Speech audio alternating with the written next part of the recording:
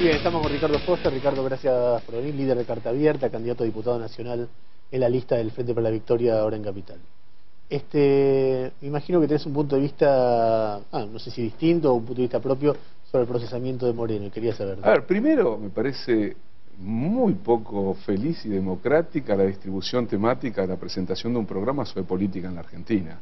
A ver, el único demonio es Moreno, la única situación a conversar en un programa político parece que es los autos de alta gama, el déficit, parece que es solo el kirchnerismo, solo el gobierno, no hay nada que decir de Macri, que ha tenido procesamientos, de la Sota, pero hoy un juez ha procesado a Moreno 50.000 pesos y ya es la construcción, me parece muy sesgado, la verdad les digo, sinceramente, más allá de cualquier debate que podamos tener, un poco más de amplitud, o pareciera ser que la Argentina o el país solo pasa por tratar de darle palos y palos y palos y palos al gobierno en todas las esferas.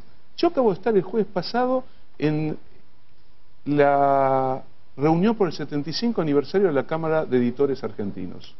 Les recomiendo que hablen con ellos. Habló el presidente, pasaron una película de la historia de la edición en Argentina en estos últimos 75 años. La conclusión, salvando el pequeño momento del boom de los 60, este es el mejor momento de la historia editorial argentina. Y esta es la Cámara de los medianos y pequeños, pues los grandes, que son compañías extranjeras, Planeta, Sudamericana, tienen su propia cámara. Entonces, a ver, nada de eso, les pregunto de verdad, ¿nada de eso existe para ustedes? ¿Cómo hubieras editado vos el comienzo de un programa político? A ver, no me parece mal que hablen de Moreno, que hagan todas las críticas que quieran hacerle a Moreno, pero me parece que también suceden otras cosas, que no es justo, no es justo el modo abusivo, sistemático, inclemente, es un tratamiento inclemente, y la verdad yo no percibo el país que ustedes perciben en el relato. Si viene un francés, un japonés o un chino y escucha la presentación que ustedes hicieron, literalmente dice, esto es un país terrible, un gobierno infecto, con funcionarios corruptos, con déficit de todo tipo, y la verdad que no es así. Incluso si uno compara estadísticas concretas, si vos tomás el salario mínimo del 2003 y tomás la jubilación mínima del 2003 y tomás la del 2013 ahora, el salario y la jubilación, y ves cuántos litros de leche, cuántos kilos de carne, cuántos boletos de transporte se podían comprar o tomar en el contexto del 2003 y lo trasladás ahora, la cifra se multiplica en 3 o 4. Quiero decir, un trabajador y con el sueldo mínimo compra 3 veces más carne, compra 3 veces más leche. Pero eso no es narrable eso, también. Ricardo, porque si no me sorprende un poco. Alguien a quien vos conocés muy bien, que es Horacio Berbisky, sí, por supuesto, escribió alguna vez en el prólogo de un libro que creo que el título es Un mundo sin periodistas. Un mundo sin periodistas. Yo no quiero un mundo feliz. No quiero que ustedes me relaten una sociedad feliz. Para las buenas noticias del gobierno está la propaganda política. Pero no buenas noticias. A ver, yo creo que ustedes tienen también, a ver, por ejemplo, no se les ocurre hacer ninguna crítica a Colombia y a la gestión del radicalismo en la provincia de Corrientes. Ustedes conocen Corrientes, provincia feudalizada, con campesinos maltratados. Ahí no hay ninguna crítica. Es maravilloso que haya ganado Ricardo, Colombia. Yo no tengo problema en discutir el periodismo un año y medio. Es una crítica muy habitual del kirchnerismo. No es de kirchnerismo, es casi de sentido común. Bueno, vos me invitás a un programa, hacen una editorial y la editorial, el 100% de la editorial está... ¿Qué querés que te diga? Y soy candidato del Frente para la Victoria. Es de tu sentido común. Cuando en los 90 nosotros informamos así sobre Menem, los menemistas venían y te decían de sentido, no hablan así de la Rúa. No, Ernesto, no me vengas con esa comparación porque no vale la comparación. ¿Y por qué no? Porque yo acepto las críticas y las explicitas. Pero déjame decirte porque es tan paralelo. Cuando hablabas de la alianza, también lo decían golpistas, también yo te dije, no póngase en mi boca lo que no dije. Y te decían, ¿por qué no hablan así de? A mí me da vergüenza decirte la cantidad de cosas que hemos dicho de Macri acá en la radio cada vez que nosotros vemos una cosa así. Pero estamos en un periodo electoral, es una lectura. Si esta semana hubiera sido la represión del Borda, vos hubieras visto acá 40 minutos de cobertura diciendo represión en el Borda con todas las víctimas acá. Y lo hubieras visto, si esta semana hubiera salido un informe de auditoría de hospitales de Macri, hubieras visto un programa entero como hubo acá de hospitales de Macri. Ahora, no es lo mismo hablar sobre Boca Juniors que hablar sobre, yo, con todo respeto, All Boys, o para hacer autocrítica, o para hablar de mi club Estudiantes de La Plata. De Boca se habla más. Está todo bien. Entonces, no, eso no estoy planteando. Vos podés, por supuesto, vas a hablar más o mal de un gobierno, porque es el gobierno. Bueno, pero también hay una lectura que implica también una toma de partido ya decidida. Si vos en tu relato vas a fundamentalmente hacer una descripción, una pintura del país, que claramente está... Nuestra intención en un programa político no es tratar qué es lo que pasa en el país. Tocamos algunos temas. Pero con vos la idea es tocar algunos temas. Bien, pero da la casualidad que lo único para tocar es... vos sos economista y sabés que la economía argentina tiene muchas otras cosas y que la complejidad del autopartismo argentino y el vínculo con Brasil plantea una serie de problemas. Por eso vienen acá economistas de todo tipo, todo el tiempo. ¿Sabes por qué elegí ese tema hoy para plantear? Dale. Porque en la lectura cotidiana hay un economista kirchnerista que en la Fundación Arturo Jaureche tuvieron un debate la semana pasada y él escribe una nota muy interesante, se llama Pablo Tonelli, te lo recomiendo, Pablo Tonelli. Pablo Tonelli hace todo un análisis para llegar a la conclusión que el principal desafío, palabras textuales que, si querés, me apropié. El principal desafío de la economía argentina hoy es la falta de dólares. Me pareció interesante, en ningún momento me apoyé en lo que dice un economista kirchnerista, pero lo dice.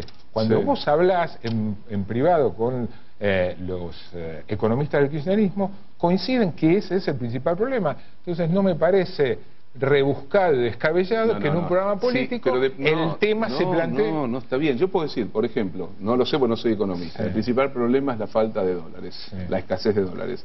Ahora, depende cómo encare ese tema, es la orientación política, ideológica. Yo digo, hay falta de dólares, entonces hay que ajustar acá, hay que subir la tasa de interés, hay que ir por metas de inflación, hay que bajar... ¿Algo de eso se dijo acá? No te digo que vos lo estás diciendo. ¿Se planteó cuál es el principal problema en la economía argentina? Claro, pero a su vez, inmediatamente cuando uno plantea ese problema, comienza a discutir más que el problema, porque el problema es simplemente un síntoma para pensar algo más que el problema. Entonces, frente a ese problema, están las distintas respuestas que, por supuesto, el gobierno ha venido dando. En otros programas, cuando invitamos a economistas, se charla, entrevistamos y hablamos sobre ese tema, hoy eso quedó circunscrito a la presentación del programa. Hoy no hay economistas, estás vos, adelante, ya dije lo que yo pensaba, ustedes me respondieron.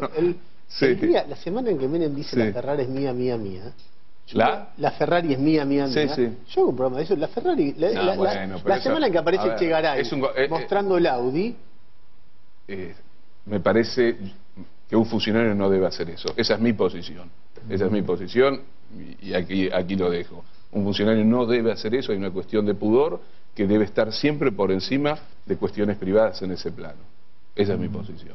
O sea, Echegaray, o sea, cualquier funcionario del gobierno nacional o de un gobierno provincial o de donde fuera. Me parece que hay un cuidado que hay que tenerlo porque uno no es solamente uno, sino que representa mucho más que su propia vida privada. Y eso hay que tomarlo en cuenta. Yo cuando hablo, yo ya no hablo más solo en nombre mío. Entonces tengo que cuidar porque sé que hay personas a las que puedo lastimar y que no debo lastimar porque las tengo que cuidar. Y creo que es una responsabilidad política, es una responsabilidad ética, pero como ustedes saben, un gobierno, sea nacional o provincial o una intendencia, tiene dentro suyo muchas cosas. Cosas con las que uno se siente muy a gusto, muy bien, y cosas con las que seguramente no se sentirá tan a gusto. Eso es parte de la política, porque la política juega con la sociedad, no es distinta a la sociedad. Y en la sociedad hay situaciones muy buenas, situaciones regulares, gente maravillosa y gente que no lo es. Y eso es parte de la dinámica de una sociedad, pero uno tiene que tratar de pensarla un poco más ampliamente, darle una cierta complejidad, no caer siempre en la lógica ad hominem, es decir, siempre ir a la persona para pensar un momento histórico, porque si no, solamente vemos una partecita de algo mucho más complejo. Pero bueno, es algo largo para discutir. Vos nos cuestionás a nosotros, déjame trasladarte por favor, cuestionamientos que se le hacen a ustedes, a los intelectuales kirchneristas. Ahí está. El otro día leía una nota, por ahí vos la leíste en La Nación, de Diana Cordon, Lucila Edelman y... La hojié, no la leí entera, pero la hojié. Que eran tipos que en la dictadura eran el equipo de acción psicológica, de atención psicológica de Madre de Plasencia. Sí, hace mucho que ya no tiene nada que ver con eso. No, está bien, pero bueno, tuvieron ese y tienen su historia, no vamos a hacer biografías de cada uno, pero tienen su historia. Bueno, ad hominem es eso. No, tiene por eso te estoy diciendo. Bueno, vas a argumentar básicamente lo que decía es que les cuestionaban no expedirse categóricamente sobre temas como Marambio, Milani, Infran, etcétera, etcétera. A ver, si las asambleas de carta abierta son públicas, debe ser el único espacio político, cultural, de reflexión en la Argentina y no sé en otro lado, que cada 2 meses se reúne en la Biblioteca Nacional, 400, 500 personas, se filma todo lo que se dice y se sube a YouTube. Y varias de esas filmaciones han sido tomadas incluso por programas periodísticos de TN, cuando nosotros planteamos durísimas críticas, me acuerdo de una campaña electoral y a muchas otras cosas más.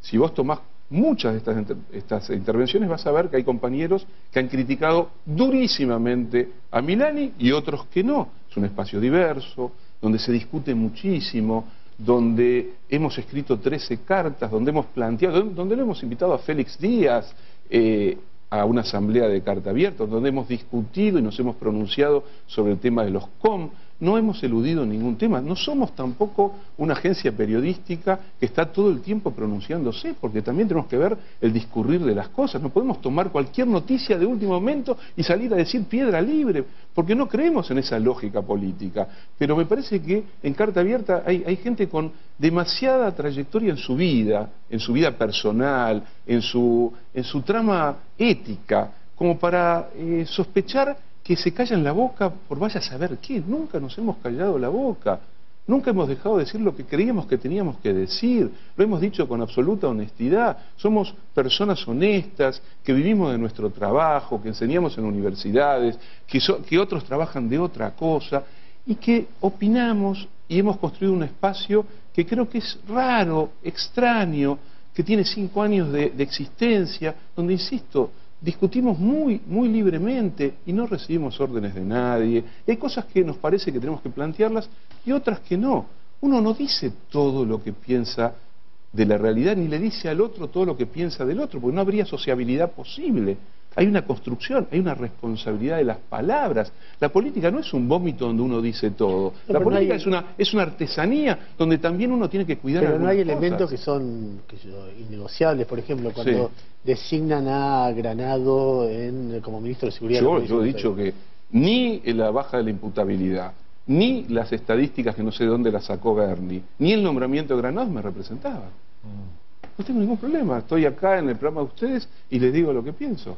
Y lo mismo podría ser Horacio González, o Carlos Girotti, o qué sé yo, Jaime Sorino, o quien ustedes quieran. Lo mismo, porque me parece que hay la verdad una historia. Digo, hay muchas cosas dichas, escritas, o si estaría vivo lo diría también Nicolás Casullo. Me parece que si de algo no nos pueden acusar es de deshonestidad, de no decir lo que pensamos. Y yo estoy orgulloso de ser candidato del Frente para la Victoria en la ciudad de Buenos Aires, de la lista que integro, de los compañeros que integro, y de vivir con mucha intensidad estos años. Ricardo, te invito a ver un fragmento del reportaje del sábado pasado en la televisión pública y Radio Nacional a Cristina, y queríamos preguntarte sobre esto que responde al presidente. ¿Cómo no?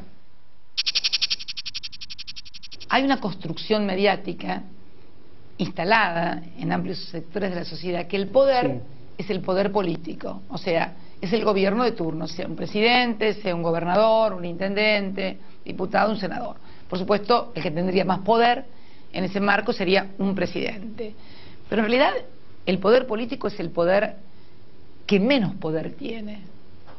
En términos, primero porque necesita una validación permanente y una legitimidad constante cada 2 años que va a elecciones. Y además porque si yo te tuviera que decir del 100% que significa el poder en la Argentina, el poder político debe representar el 30 o el 40%, en el sentido de poder como sistema de decisiones. ¿Quién tiene poder para tomar determinado decisiones? Un sistema de decisiones. Y evidentemente hay poderes económicos, mediáticos. O sea, el poder político tiene el 30%, 40%. Sí, o sea, la mayoría de los argentinos sí. tienen apenas el 40% del poder político. Porque en realidad un poder político es eso, ¿no? Sí, claro, es la representación popular. Es la representación popular, no tengas dudas. Me pareció lo único rescatable del reportaje, no por culpa de la presidenta, sino por culpa del periodista. Me pareció interesante, esto del poder político detenta el 40%. Es un buen amigo, Brienza, no sé por culpa del periodista. Yo lo leí, el reportaje me pareció muy interesante. Bueno, más allá de la opinión sobre el reportaje. A ver, lo que está diciendo Cristina me parece muy atinadamente, es que el poder es una disputa. El poder implica no solamente lo visible, cualquier ciudadano de a pie sabe que hay intereses muy poderosos, económicos, mediáticos, sindicales, internacionales, y que el poder está en disputa en una sociedad, en un país. ¿Cuánto poder tiene Obama en Estados Unidos para tomar decisiones esenciales? Muy poco. Cada vez que quiso cambiar algo, pese a que había ganado las elecciones, no pudo prácticamente avanzar apenas milímetros en una nueva ley de salud, por ejemplo. En la Argentina, donde hay una historia de disputa de corporaciones económicas que se acostumbraron durante décadas a determinar realmente las grandes políticas económicas del país, ¿por qué pensar que lo que está diciendo la Presidenta de la Nación no es absolutamente correcto? Porque justamente los partidos políticos, es interesante, los partidos políticos en democracia cada 2 años tienen que... Me llamó la atención que dijera el 40%, pero yo pensé que iba a calcular menos. Pues si vos, hasta menos, dijo 30 bueno, primero. Pero si vos calculás que hay uno, el que sea, que tiene 30-40, es muy difícil pensar que hay otro que tenga más. Porque ¿cuánto tiene que haber? Lo que quiere decir es, a ver, por suerte vamos a cumplir 30 años, mira, por suerte vamos a cumplir 30 años de democracia, y por suerte, sea quien sea el que venga en el 2015, va a tener que agradecerle a Néstor Kirchner y a Cristina Kirchner que le devolvió al Poder Ejecutivo capacidad soberana. Si pensamos lo que le sucedió a los presidentes previos, debilitamiento, pérdida de capacidad de decisión o simplemente hacer lo que querían los otros, entonces no hay problema. Esta es la primera administración que lleva 10 años, que después del 55 logra afirmar la función presidencial. Y eso es enorme para la democracia. Eso no significa que se haya impedido o que se haya terminado con el poder de estructuras económicas muy potentes que siguen teniendo capacidad de horadación y de debilitamiento. ¿Hay algún factor de poder que detente más del 40%? No sé si se puede distribuir así, porque me parece que no depende de las coyunturas. Yo me acuerdo que en la época de Alfonsín los famosos capitanes de la industria, que así se llamaban los que hoy tienen otro nombre, tuvieron la capacidad para torcerle la mano, para hacer renunciar a Grispun, imponer la economía de guerra, después el plan austral, y cuando ya no les sirvió eso, lo escupieron como un carozo después de comerse la aceituna y abrieron el camino para una triple hiperinflación y después la convertibilidad una vez que la sociedad estaba exhausta y derrotada.